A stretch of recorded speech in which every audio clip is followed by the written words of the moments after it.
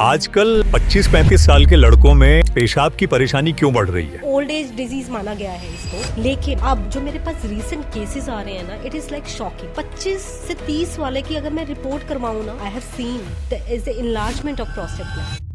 कुछ डॉक्टर्स का कहना है कि ज्यादा हस्तमैथुन या यौन संबंध बनाने से भी प्रोस्टेट से जुड़ी समस्या हो सकती है। क्या ये सच है? क्या आप उसको बहुत ज्यादा तो नहीं कर रहे हो, तो वो आपके लिए सेहत के लिए नुकसानदायक है। और अगर यंग एज में प्रोस्टेट बढ़ जाए तो क्या वो ठीक हो सकता है या जिंदगी भर दवा लेनी पड़ेगी? अगर आप बहुत टाइम से इससे सफर कर रहे हो और आपने इसका ट्रीटमेंट नहीं किया है, तो ये बकायदा आपको सारी उम्र इसके लिए दवाइयाँ खानी पड़ेंगी।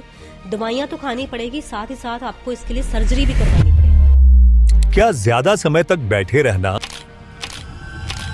बढ़े हुए गदूद का कारण हो सकता है? जी हाँ, देखिए बहुत सारे लोगों में मैंने देखा है कि जिनका लाइफस्टाइल सेडेंटरी है, मतलब बैठे रहना ज्यादा है, उनमें ये प्रोस्टेट के इश्यूज बहुत जल्दी आ जाती हैं। ज्यादातर लोग ऑफिस में 8-8 घंटे बैठकर ही काम करते हैं, वो चाहकर भी इसे बदल नहीं सकते। उन लोगों के लिए इसका क्या समाधान है? सोल्यूशन सिर्फ ये है कि आप हमारे देश में कुछ मुद्दे ऐसे हैं जिन पर बात करने से लोग झिझकता हैं, शर्माते हैं, और प्रोस्टेट यानी गदूद उनमें से एक है। और जब प्रोस्टेट से जुड़ी परेशानियां शुरू होती हैं, जैसे बार बार या रुक रुक के पेशाब आना, पेशाब करते हुए जलन होना, पेशाब की धार का कमजोर होना, तो वो उस पर ध्यान ही नहीं देते। ट्रेडिशनली प्रोस्टेट एनलार्जमेंट को एक बड़ी उम्र से संबंधित दिक्कत माना जाता था, जो सिर्फ 50 या 60 के बाद होती थी, लेकिन आज की सच्चाई कुछ और ही है। तो चलिए इसी बारे में बात करते हैं डॉक्टर रंजना से। Welcome doctor Ranjana. आजकल 25-35 साल के लड़कों में पेशाब की परेशानी क्यों बढ़ रही है? देखिए, पहले तो ये वर्ड आया क्यों कि 25 से 30 वर्ष। सबसे पहले प्रोस्टेट होता क्यों है और इसके बारे में लोगों को पता ही नहीं है। आजकल भी लोग इसके बारे में बात करते हुए ना झिझकते हैं, मतलब उनको शर्म आती है शायद। लेकिन ये 25 वाली एज है ना, वो इसलिए आनी शुरू हुई है बिकॉज ऑफ द लाइफस्टाइल। पहले मैंने बहुत देखा है कि जितने भी प्रोस्टेट के इश्यूज होते थे ना, वो लाइक 50 और 60, मतलब ओल्ड एज डिजीज माना गया है इसको, कि जो 50-60 में पहुंच जाते हैं उनको ये प्रोस्टेट इन्फ्लेमेशन या लार्ज प्रोस्टेट जैसी प्रॉब्लम्स आ जाती हैं। लेकिन अब जो मेरे पास रीसेंट केसेस आ रहे हैं ना, इट इज लाइक शॉकिंग। 25 से 30 वाले की अगर मैं रिपोर्ट करवाऊं ना, तो उसमें पीएसए लेवल बढ़ा हुआ है। उनके अल्ट्रासाउंड में I have seen the is the enlargement of prostate gland. क्यों? Big question. क्योंकि लाइफस्टाइल। आज का जो है जनरेशन है, वो ना तो अपना लाइफस्टाइल अच्छे से रख पा रही है, ना उनका खाना पीना अच्छा है, and moreover they are more into this stressful environment. उनके वर्क प्रोफाइल, उनका डेली रूटीन बहुत ही स्ट्रेसफुल हो गया है। They are not doing any exercise. वो कुछ भी नहीं कर रहे हैं अपनी हेल्थ के लिए, अपने लाइफस्टाइल को बेटर बनाने के लिए। तो वो ज्यादा लोग परेशान हैं इस प्रॉब्लम के लिए, एंड मोस्टली उन लोगों को नहीं पता है कि ये प्रॉब्लम क्यों होती है। बिकॉज साइंटिफिक बुक्स में तो यही लिखा गया है कि 50 और 60 की एज में ही ये प्रोस्टेट इश्यूज है, बट उनको लगता है कि ये प्रॉब्लम पहले आ रही है, तो शायद इसका रीजन होगा यूटीआई इन्फेक्शन होगा, या फिर कोई किडनी में इश्यू आ जाता है। लेकिन जब हम उनको एक्चुअल डायग्नोसिस करते हैं, तो पता चलता है कि उनको प्रोस्टेट इशू आ गया। 20s या 30s की एज में प्रोस्टेट बढ़ने के शुरुआती लक्षण क्या होते हैं? कि सबसे पहले अर्ली साइंस अगर आपको घर पे ही पता चल रहे कि आपको कैसे आ सकते हैं, सबसे पहले यूरिन की जो कंसिस्टेंसी है ना, वो डिसबैलेंस हो जाती है। लाइक कई बार लोगों को यूरिन रुक रुक के आता है, कई बार बहुत ज्यादा आता है। लाइक रात को उनको 6-7 बार उठना पड़ रहा है, दिन के टाइम भी हर आधे घंटे में उनको वॉशरूम यूज करना पड़ रहा है। सेकंड ये है कि उनको बर्निंग और इचिंग होनी शुरू हो जाती है उनके जेनाइटल ऑर्गन से, यानी कि गुप्त अंगों में, है ना। थर्ड इज उनको जो पेशाब जो धार पड़ती है ना, वो प्रॉपरली सीधी नहीं पड़ती मेल्स को, मतलब उसमें वो डाइवर्ट होती रहती है, मतलब वो धार सही नहीं पड़ती है। तो ये थर्ड कॉज है। नेक्स्ट इज उनके जो यूरिन है उसमें स्मेल आएगी, ठीक है। साथ ही साथ उसमें वाइट डिस्चार्ज भी हो सकता है, कई बार केसेस में देखा गया है। कई बार ये होता है कि चिपचिपा पदार्थ भी निकलता है यूरिन में। तो ये साइंस है, अर्ली साइंस, जब आप एक यूरिन को देख के अपना देख सकते हो कि यस, मुझे ये प्रॉब्लम हो सकती है। एंड अगर आप इसको अच्छे से जानना चाहते हो, तो उसके लिए आपको टेस्ट करवाने पड़ेंगे, further taste like urine analysis करवा सकते हो आप, पीएसए लेवल करवा सकते हो आप, अल्ट्रासाउंड वगैरह, मतलब जो भी आप डॉक्टर को कंसल्ट करके आपको डॉक्टर सजेस्ट करेंगे, and then you can go for the test. क्या तनाव और मानसिक उलझन भी प्रोस्टेट बढ़ने का कारण बन सकती है? डेफिनेटली, मतलब मानसिक तनाव तो हर बीमारी का कारण है आजकल की जनरेशन में और आज के टाइम में। देखिए, आप कहो तो स्टमक से लेके आपके हर बॉडी ऑर्गन इससे, ब्रेन से कनेक्टेड है। मतलब आप ये कहेंगे कि आपका गट तो ब्रेन से कनेक्टेड ही है, आजकल बाकी जेनाइटल ऑर्गन्स भी आपके उससे कनेक्टेड है।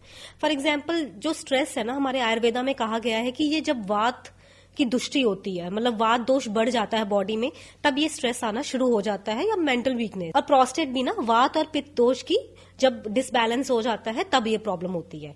तो जब वात बढ़ गया, स्ट्रेस के कारण वात बढ़ जाएगा, तो ऑब्वियसली जो हमारे मूत्र ग्रह स्रोतस हैं, लाइक जो हमारी पेशाब की नलियां हैं, उसमें प्रॉब्लम आनी शुरू हो जाएगी। और पेशाब में आपकी दिक्कत है, जैसे कि पेशाब का रुक रुक के आना, या अच्छे से फॉर्मेशन नहीं होना यूरिन की, ठीक है, या जलन वगैरह, ये सारे सिम्टम्स आते हैं। तो यस, तनाव सबसे बड़ा कारण है आजकल हर इश्यूज के लिए, और प्रोस्टेट के लिए तो डेफिनेटली ये बहुत बड़ा कारण है। कुछ डॉक्टर्स का कहना है कि ज्यादा हस्तमैथुन या यौन संबंध बनाने से भी प्रोस्टेट से जुड़ी समस्या हो सकती है। क्या ये सच है? देखिए, संशय और स्वास्थ्य दोनों चीजों का ध्यान रखना बहुत जरूरी है। मतलब एक तो कंसिस्टेंसी, आप कितने टाइम बाद कर रहे हो, सेकेंडली आप हाइजीन मेंटेन कर रहे हो कि नहीं हो, ये बहुत इंपॉर्टेंट है इन दोनों चीजों में। क्योंकि हस्त मैथुन कुछ बुरी बात नहीं है, इसको गलत नहीं समझना चाहिए कि this is bad for your health, ठीक है। यंगस्टर्स करते हैं ताकि उनके हार्मोन बैलेंस रहे, और ये चीज एक नॉर्मल प्रोसेस है लाइफ स्टाइल का, तो ये करना भी चाहिए। लेकिन क्या आप उसको बहुत ज्यादा तो नहीं कर रहे हो? आयुर्वेद में कहा गया है कि अधिक से अधिक कोई भी चीज करो, अगर आप अमृत को भी ज्यादा पियोगे ना तो वो भी विष बन जाता है। वैसे ही अगर आप कोई भी चीज ज्यादा करोगे तो वो आपके लिए, सेहत के लिए नुकसानदायक है। सेकंड, आप हाइजीन मेंटेन कर रहे हो कि नहीं, क्योंकि हाइजीन ना हो मेंटेन तो उसके कारण इन्फेक्शन हो जाता है, ठीक है, जेनाइटल ऑर्गन्स में। सेकंड ये है कि वहां पे बहुत सारे बैक्टीरियल और वायरल ग्रोथ होनी शुरू हो जाती है अगर आपको प्रॉपर एक हाइजीन मेंटेन करके ना किया गया। तो आप करिए, लेकिन प्रॉपर दोनों चीजों का ख्याल रखे करिए कि ज्यादा मत हो एक तो, साथ ही साथ एक प्रॉपर हाइजीन मेंटेन सारे रूल्स एंड रेगुलेशंस के अकॉर्डिंग करिए। और अगर यंग एज में प्रोस्टेट बढ़ जाए तो क्या वो ठीक हो सकता है या जिंदगी भर दवा लेनी पड़ेगी? देखिए, अगर यंग एज में ये प्रॉब्लम आ गई है और इसका अर्ली डायग्नोस हो गया है, मतलब आपको जैसे ही आपको प्रॉब्लम हुई और आपको नॉलेज है, ठीक है, आपने एक डॉक्टर को कंसल्ट किया, डॉक्टर ने आपको एडवाइस किया, तो यस, ये कंट्रोल हो सकता है। और इसके लिए कोई भी आपको लंबे समय तक मेडिकेशंस नहीं करनी पड़ती। आप अपना लाइफस्टाइल मेंटेन करो, ठीक है, आप कुछ आयुर्वेदिक हर्बल सप्लीमेंट्स लो तो ये प्रॉपरली मेंटेन्ड हो जाएगा। लेकिन यस, अगर आप बहुत टाइम से इससे सफर कर रहे हो और आपने इसका ट्रीटमेंट नहीं किया है, तो ये बकायदा आपको सारी उम्र इसके लिए दवाइयां खानी पड़ेंगी। दवाइयां तो खानी पड़ेगी, साथ ही साथ आपको इसके लिए सर्जरी भी करवानी पड़ेगी। मतलब दोनों चीजें बहुत है। और ये भी चीजें अब लोगों के दिमाग में आता है कि एक बार सर्जरी करवा लो तो हमारा इससे पीछा छूट जाएगा, तो बिल्कुल भी नहीं। मेरे पास जिन लोगों ने 3-3 बार सर्जरीज भी करवाई हुई ना पेशेंट्स, वो भी मेरे पास आते हैं कि अभी तक जो प्रोस्टेट के कारण सिम्टम्स होते हैं ना, वो अभी भी कंट्रोल नहीं हुए हैं, बल्कि और बढ़ गए हैं। दवाइयां भी खा रहे हैं, सर्जरी भी करवा ली और सिम्टम्स भी ठीक नहीं हुए, तो फायदा क्या हुआ? तो ये चीज आपको बहुत ध्यान में रखनी चाहिए कि आपको एक तो अर्ली जो भी चीज में आप, जो भी सिम्टम्स आपकी बॉडी में आ रहे हैं उनको डायग्नोस करवाओ, ठीक है, डॉक्टर को कंसल्ट करो, साथ ही साथ इसका इलाज जल्द से जल्द शुरू करो। लगातार कब्ज और गैस रहने से भी क्या प्रोस्टेट की संबंधित परेशानियां हो सकती हैं? देखिए, कब्ज का कारण क्या है? वात दोष की प्रकोपिति। वही मैंने बोला कि वात बहुत प्ले करता है। लोगों को कब्ज होती है, ठीक है, तो क्या होता है कि वात का डिसबैलेंस हो जाता है बॉडी में, वो खराब हो गया है, जिसके कारण आपका जो नीचे की तरफ जाना है वो नहीं जा रहा है, आपके मोशंस पास नहीं हो रहे हैं, गैस, एसिडिटी, आम दोष भरना बॉडी में हो गया है। साथ ही साथ आप देखिए कि रेक्टम और प्रोस्टेट ग्लैंड दोनों साथ साथ में है, ठीक है। जब भी आपका रेक्टम के ऊपर प्रेशर आएगा, मतलब जो आपकी जहां से स्टूल पास करते हो उस एरिया को हम रेक्टम बोलते हैं, अगर वहां पे आपको प्रेशर फील होगा तो डेफिनेटली प्रोस्टेट ग्लैंड पे प्रेशर फील होगा। और जब प्रोस्टेट का ग्लैंड प्रेशर फील होगा तो उसका साइज बढ़ेगा। साइज बढ़ेगा तो वो यूरिनरी ब्लैडर, मतलब पेशाब की थैली ऊपर भार डालेगा। पेशाब की थैली दबेगी तो डेफिनेटली आपके यूरिन में प्रॉब्लम आएगी, आपका यूरिन रुक जाएगा, या बहुत बार आपको अर्ज फील होगा। या फिर जब यूरिन इकट्ठा होने लग गया, मतलब वो प्रॉपरली निकल नहीं पाया, तो जो इकट्ठा हुआ यूरिन है वहां पे बैक्टीरियल ग्रोथ होगा, एंड फिर वो जलन, ठीक है, चिकनाहट, वाइट डिस्चार्ज, या होने समस्याएं शुरू हो जाती हैं। तो यस, कॉन्स्टिपेशन, गैस की वजह से प्रोस्टेट की प्रॉब्लम और ज्यादा बढ़ती है। तो मैंने बहुत पेशेंट, जैसे हमने मेरे पास पेशेंट्स आते हैं ओल्ड एज में, उनको कॉन्स्टिपेशन बहुत बड़ा कॉमन रीजन होता है। उसकी वजह से उनको लगता है कि जिस दिन मेरा पेट साफ नहीं हुआ ना तो मुझे पेशाब में भी दिक्कत आने लग गई। क्यों होता है?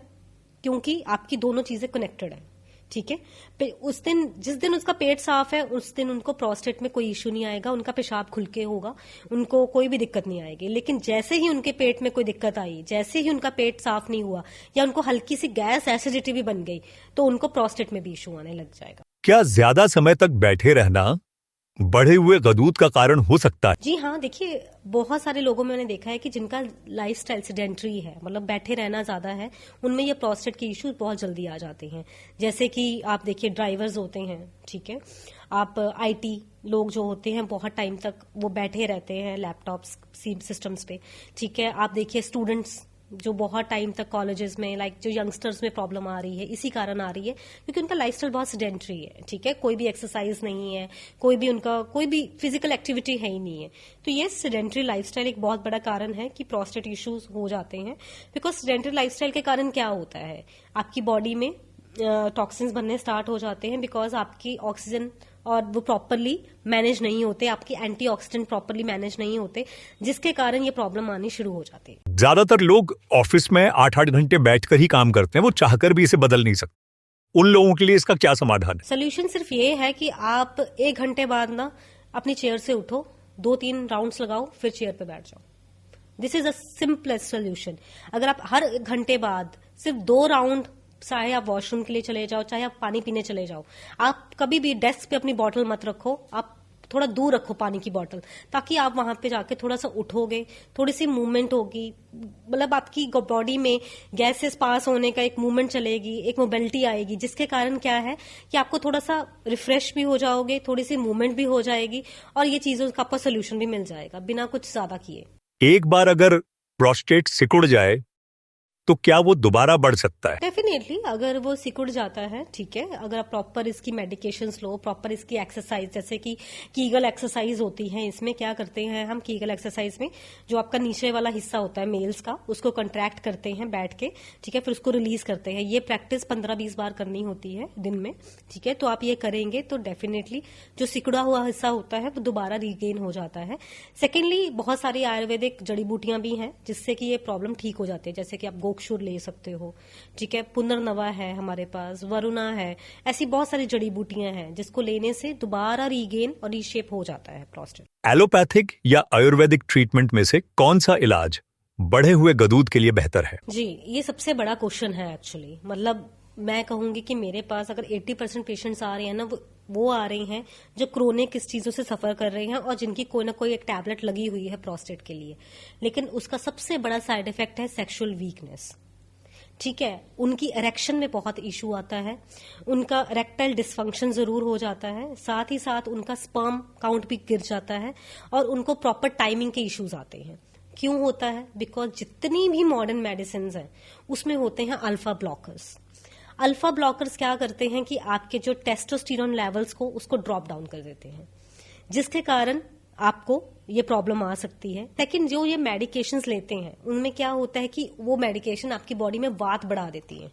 वात बढ़ने के कारण स्ट्रेस लेवल थोड़ा सा ज्यादा इंक्रीज होगा, ऑब्वियसली ये चीजें होती हैं, उसके कारण भी ये प्रॉब्लम फिर ठीक नहीं होती है, बल्कि आप एक तरह से हैबिचुअल हो जाते हो वो मेडिसिन के।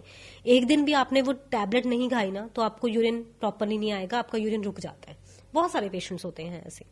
लेकिन जैसे ही अगर आप आयुर्वेदा में एक रूट कॉज को ट्रीट करेंगे, चाहे वो भी कोर्स ये है, आयुर्वेदा भी यही कहता है कि आपको मेंटेनेंस देंगे, हम आपको मेंटेन कर सकते हैं, लेकिन ये है कि उसका कोई साइड इफेक्ट्स नहीं है। आप लंबे समय, चाहे आप पूरा लाइफ टाइम खा सकते हो, तो उसके कोई साइड इफेक्ट्स नहीं है। प्लस जो सिम्टम्स हैं उनमें आप देखोगे चेंजेस कि विद इन 1 और 2 मंथ्स आपके सिम्टम्स में बहुत अच्छा चेंजेस आए हैं, काफी चीजें आपकी ठीक हो गई हैं। साथ ही साथ जो प्रोस्टेट का साइज है वो भी एक कंसिस्टेंसी के बाद, लाइक अगर 3-4 महीना आपने खा ली दवाई, जड़ी बूटियां खा ली, प्रॉपर मेडिकेशन कोर्स कर लिया, तो आपका प्रोस्टेट का साइज दिखेगा आपको डिक्रीज होते हुए, वो भी रिपोर्ट्स में। हमारे पास पेशेंट्स हैं जिनकी हमने रिपोर्ट्स मेंशन की हुई हैं कि पहले उनका साइज कितना था और आफ्टर 3-4 मंथ्स ट्रीटमेंट उनका साइज कम हो गया। तो जैसे ही साइज कम होगा तो अपने आप चीजें बेटर होने लग जाती। प्रोस्टेटाइटिस और प्रोस्टेट बढ़ना, जी क्या दोनों अलग प्रॉब्लम है? प्रोस्टेटिस मतलब जो इन्फ्लेमेशन होती हैं, ठीक है, उसमें क्या होता है कि एक आपके प्रोस्टेट ग्लैंड की इन्फ्लेमेशंस हो गई हैं, ठीक है। जो प्रोस्टेट का बढ़ना है उसमें बीपीएच आता है, बेनाइंग प्रोस्टेट हाइपरप्लेसिया, जो कि नॉन कैंसरस प्रोस्टेट की ग्रोथ होती है। मतलब वो कैंसरस नहीं होता लेकिन ग्रोथ होनी शुरू हो गई थी। ये दो मेजर डिफरेंस है। एक जस्ट इन्फ्लेमेशंस आती हैं तो इन्फ्लेमेशंस को कम कर देंगे तो आपका एक नॉर्मल चीजें है, लेकिन बीपीएच में ये होता है कि ग्रोथ होनी शुरू हो गई है। उस केस में वो कैंसरस ग्रोथ नहीं है, लेकिन यस उसमें थोड़ा टाइम ज्यादा लगता है ट्रीटमेंट में। प्रोस्टेट बढ़ने की परेशानी को नजरअंदाज करने पर क्या नुकसान हो सकता है? देखिए, प्रोस्टेट की अगर प्रॉब्लम आ ही रही है किसी को, अगर उसने नजरअंदाज किया, सबसे पहले तो ये नजरअंदाज हो ही नहीं पाएगी, क्योंकि आपको मतलब यूरिन में इतनी प्रॉब्लम आएगी कि पेशेंट की जो नींद ही गायब हो जाती है। मतलब लोग दवाइयां खानी शुरू कर जाते हैं नींद की, क्योंकि उनको बार बार वॉशरूम के कारण उनकी नींद डिस्टर्ब रहती है, जिसके कारण उनके एक दो रोग और लग जाते हैं। और इसमें अगर ये बिल्कुल इग्नोर आपको लगा कि आपको सिम्टम्स नहीं है ज्यादा, लेकिन थोड़े बहुत हैं, तो आपने कहा कि चलो कोई बात नहीं, जाने देते हैं, तो उसके कारण एक तो आपके किडनीज पे इफेक्ट होना शुरू हो जाएगा, आपके यूरिनरी ब्लैडर में दिक्कत आनी शुरू हो जाएगी, आपको बर्निंग सेंसेशन, इचिंग, ये बहुत चीजें होने लग जाएंगी। साथ ही साथ सेक्सुअल वीकनेस आनी शुरू हो जाती है, ठीक है। रेक्टल डिस्फंक्शन हो जाता है, सीमेन एनालिसिस अगर कराओगे तो उसमें स्पर्म काउंट कम हो जाता है, टाइमिंग पे इश्यूज आते हैं। तो ये सारे इश्यूज आपके आने शुरू हो जाते हैं। और मेजर इश्यूज ये है कि प्रोस्टेट का ग्लैंड इतना बढ़ जाता है कि उसके बाद आपको सर्जरी ऑप्ट करनी पड़ती है लास्ट ऑप्शन में। युवा पुरुषों में प्रोस्टेट संबंधी समस्याएं जल्दी न हो, इसके लिए वो क्या कर सकते हैं?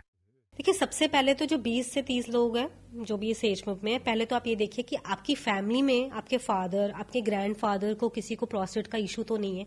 बिकॉज जिनकी फैमिली में अगर किसी को भी ये इशू हुआ है तो वो ज्यादा प्रोन होते हैं इन प्रॉब्लम्स को करने में। मतलब ऑब्वियसली एक जेनेटिक इशू आ जाता है, तो उन लोगों को तो खास ध्यान रखना चाहिए कि आपके हर 6 मंथ्स में आपके टेस्ट होने चाहिए, ठीक है। आप एक जनरल टेस्ट जरूर करवाइए जिसमें आप पीएसए लेवल और अल्ट्रासाउंड करवाइए, ताकि आप इसके बारे में चेक एंड बैलेंस रख सकें। सेकेंडली ये है कि अगर आपको कोई भी सिम्टम्स आ रहा है, ठीक है, यूरिन में दिक्कत, जो भी मैंने सिम्टम्स बताए हैं उसमें आ रहा है, तो please do consult A doctor, ठीक है। साथ ही साथ अगर आपको लग रहा है कि आपको ये सिम्टम्स आ गए हैं और आपको थोड़ा सा प्रोस्टेट में इनलार्जमेंट है, तो आप कुछ मत करिए, आप गोक्षुर, गोखरू का पानी, ठीक है, पुनर्नवा, ये लेना शुरू कर दीजिए, ठीक है। साथ ही साथ वरुणा, ये चीज लेना शुरू कर दो, ठीक है। ये 3 चीजें साथ। और अगर आपको इन्फ्लेमेशन है, लाइक जबर्निंग सेंसेशन, इन्फेक्शन हो रही है, तो चंद्रप्रभावटी और कचनार खाना शुरू कर दो। मतलब ये बहुत अच्छी जड़ी बूटियां हैं, बहुत अच्छी मेडिसिन है कि अगर आपको अर्ली साइंस भी आ रहे हैं तो वहीं पे खत्म कर देंगे और आगे इसको बढ़ने नहीं देंगे। क्या आयुर्वेदा बढ़े हुए प्रोस्टेट की दिक्कत को ठीक कर सकता है? यस, डेफिनेटली आयुर्वेदा बिल्कुल इस चीज को हेल्प करता है, ठीक है, क्योंकि हम रूट कॉज पे काम करते हैं। हमारा मेन मोटिव ये होता है कि प्रोस्टेट का जो रूट कॉज है, जैसे मैंने बताया है कि वात दोष की दृष्टि के कारण, सेकेंडली कफ दोष की दृष्टि के कारण, दोनों चीजों को बैलेंस के लिए हमारे पास बहुत सारी आयुर्वेदिक जड़ी बूटियां हैं। फॉर एग्जाम्पल है हमारे पास वरुणा है, हमारे पास पुनर्नवा है, हमारे पास कचनार है, चंद्रप्रभावटी है, ठीक है, हमारे पास गोखरू है। ये सारी चीजें क्या करती हैं, एक तो आपके वात और कफ दोष को बैलेंस करती हैं, साथ ही साथ आपके प्रोस्टेट ग्लैंड के जो इन्फ्लेमेशन है उसको भी कम करती हैं, साइज को भी रिड्यूस करती हैं। एंड हमारा मेन मोटिव यही है कि आप अपने लाइफस्टाइल को मैनेज करो। हमारे यहाँ पे मतलब प्रॉपर एक कंसल्टेशन के साथ मैं प्रॉपर एक डाइट प्लान उनको सजेस्ट करती हूँ कि आपको क्या चीजें खानी है, क्या चीजें नहीं खानी है, जिससे कि आपको प्रोस्टेट का इशू आगे चल के ना आए। क्योंकि प्रोस्टेट एक ऐसी चीज है जिसने आपकी एज के साथ बढ़ना है। मतलब जैसे अगर आप 40s में हो, 45 में हो, जैसे जैसे एक ऑर्गन बढ़ता है, आपकी एजिंग हो रही है, आप बढ़ेगा तो ये ग्लैंड बढ़ेगा। लेकिन ऐसी कौन सी चीजें हैं जिसको खाने से वो कंट्रोल में रहेगा, वो चीजें हम सजेस्ट करते हैं, ठीक है। तो आयुर्वेदा हमेशा ही इस चीज पे फोकस करता है कि आपका लाइफस्टाइल ठीक हो और आपका रूट कॉज ठीक हो, एंड ओवरऑल बॉडी को बैलेंस करने में, लाइक आपके सारे दोष, त्रिदोषस को बैलेंस करने में हम ट्रीटमेंट देते हैं। और मैंने भी ये देखा है कि मैंने एक फॉर्मुलेशन, लाइक जैसे आपको देखा होगा कि अब मैंने इतने सारे हर्ब्स बता दिए, अब लोगों को ये हर्ब्स ढूंढने और अच्छी क्वालिटी के ढूंढने में बहुत दिक्कत आती है। तो मैंने क्या किया है कि मैंने एक फॉर्मुलेशन देखी है लाइफ वेदा की, उसमें ये सारी जड़ी बूटियां हैं, लाइक उसमें गोखरू भी है, उसमें पुनर्नवा भी है, उसमें कचनार भी है, उसमें वरुणा भी है ना, ये सारी चीजें। और इसमें शिलाजीत भी है। शिलाजीत क्या है, स्ट्रेंथन भी करता है, जिसको सेक्सुअल वीकनेस आ रही है उसमें भी स्ट्रेंथन करता है। तो ये सारी जड़ी बूटियां आपको टैबलेट में मिल रही है, जिसको लेना भी इजी है, ठीक है, और एक इफेक्टिव सोल्यूशन है जिसका कोई साइड इफेक्ट नहीं है। साथ ही साथ एक ऑथेंटिक ब्रांड है, मोर ओवर ये टेस्टेड फॉर्मुलेशन है, लाइक आयुष सर्टिफाइड मेडिसिन है। तो इसको लेते हुए हमारे मन में ये डाउट नहीं आएगा कि कोई देसी दवाई तो नहीं है, इसमें कोई भस्में तो नहीं डरी हैं, कोई हैवी मेटल्स तो नहीं डरे हैं। लेकिन इस पे मेरा ट्रस्ट इसलिए है क्योंकि ये प्रॉपर हर्बल एक्सट्रैक्ट है, मोर ओवर इसकी एफिकेसी बहुत अच्छी है। मतलब आजकल के जमाने में डोजेज क्या चाहिए आपको, कोई लाइट डोजेज नहीं काम करेगी। लाइक 200-250 mg के लोग पहले वैद देते थे, तब हमारा लाइफस्टाइल और हमारी बॉडी ऐसी स्ट्रक्चर था कि हमें थोड़ी डोज में भी काम चल जाता था। लेकिन अभी हमारी डोज क्या है, हमारी डोज एक प्रॉपर चाहिए। फॉर एग्जाम्पल मेरे जो ये आयुर्वेदिक कैप्सूल है, ये 500 mg का एक कैप्सूल है, इसको आपने सुबह एक कैप्सूल लेना है और शाम को एक कैप्सूल लेना है, तो आपकी प्रॉपर 1000 mg की डोज जा रही है। तो इस केस में क्या है कि आपकी जो ट्रीटमेंट, लाइन ऑफ ट्रीटमेंट है वो बहुत जल्दी हो जाता है। तभी हम कहते हैं कि 3 महीने या 4 महीने हार्डली आप खाओ तो आपको बहुत जल्दी आपके सिम्टम्स में चेंजेस तो मिलेंगे ही मिलेंगे, साथ ही साथ रिपोर्ट्स में भी चेंजेस देखने को मिलेंगे। तो ये चीज है कि अगर आप आयुर्वेदा को फॉलो करोगे तो डेफिनेटली आप इस चीज को जड़ से खत्म कर सकते हो। और अगर आप एक युवा हैं तो ये समय है झिझक को तोड़ के सवाल पूछने का। अच्छी बात यह है कि आयुर्वेदा की मदद से अपना खान पान ठीक करके और अपनी दिनचर्या में कुछ बदलाव लाकर आप इसका उपचार कर सकते हैं। तो इस वीडियो को लाइक एंड शेयर कीजिए एंड अपने सवाल कमेंट सेक्शन में जरूर पूछिए।